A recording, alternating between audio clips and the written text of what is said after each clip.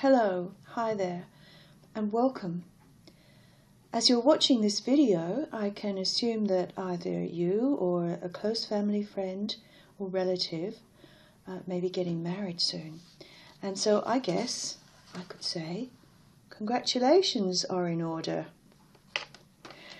A warm welcome from me, Carol Astbury, and I thank you for spending this time with me.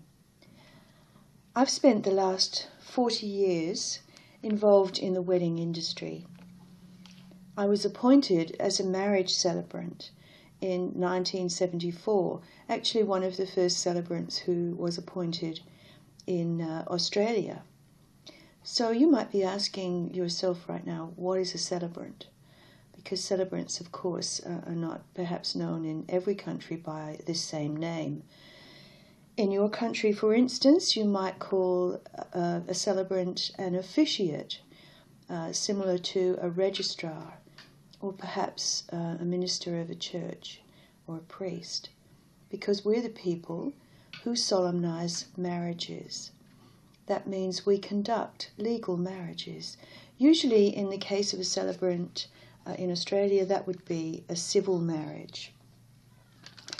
As you can imagine, over the years, I've spent a lot of time discussing with my couples many details about their hopes and dreams for the future, in the hope of providing them with a personally meaningful and deeply rewarding marriage ceremony.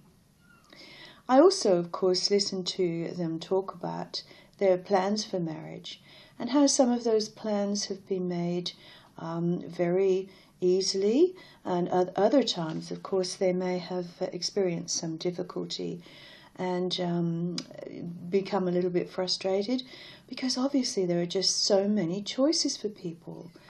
Look at all the things they have to consider. Expensive items such as where they will be married, the wedding venue, how they're going to get there, the vehicles that they will need to hire perhaps in order to get them to their wedding venue. Just the wedding gown itself is an extremely expensive item and of course takes a lot of time to decide on the perfect gown. And then you have the formal wear for the bridegroom, his bridegrooms, and then of course our beautiful bridesmaids. There are other things, of course, such as even the wedding cake. How many choices of wedding cakes do you think people are confronted with when trying to make a decision? And the cost of those wedding cakes can vary enormously. Then there are all the peripheral things, such as wedding invitations. Are they going to put their wedding invitations on a piece of paper or a pretty card, put them in an envelope and post them? Or are they going to be very modern, as a lot of brides are these days, and decide to do this all online? So there are many, many choices that people have to make, as you can imagine. Now, I've conducted nearly 4,000 marriages over my 40 years. I have to say that's been an enormous pleasure, and I've loved just about every single minute of it. I can't imagine a nicer job than being involved with people at this very special time of their lives. Of course, marriage is considered one of the three most important rites of passage. That is a significant time in a couple's lives when they make this decision to marry each other and spend the rest of their lives together in hopefully a long, happy and rewarding marriage. One of the other things, of course, couples are confronted with having to decide about is whether they're going to have a civil or a religious marriage ceremony.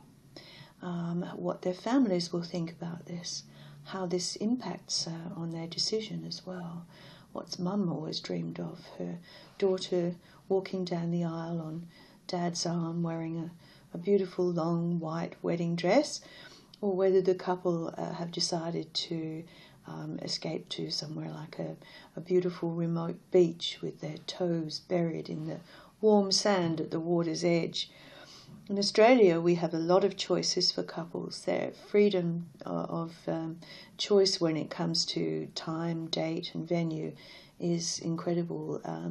I personally have married people on the beach, indeed, halfway up a mountain, in the middle of some sand dunes on a deserted village on the south coast of Australia, way up in the Kimberley, in the beautiful wilderness area, and then around the metropolitan area, of course, in people's private homes, hotels, lovely venues that are set up especially for wedding ceremonies, and some delightful restaurants, particularly in the wine-growing areas of Australia.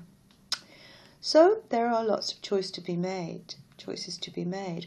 And wouldn't it be great if there was a website where couples could go to ask questions, to share their ideas, what they've learned, what they'd like to know about, ask questions on a forum that is dedicated to their wedding plans?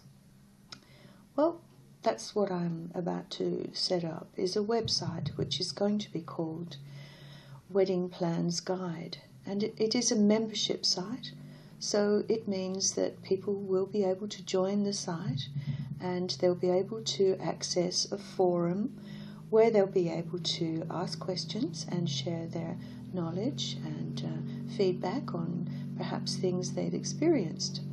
So I think it will be a very valuable website, and look out for it, and perhaps we'll see you on there shortly. So, as I say, my name is Carol Astbury, and it's been nice chatting to you, and I look forward to chatting to you again soon. Thanks for listening. Happy celebrating.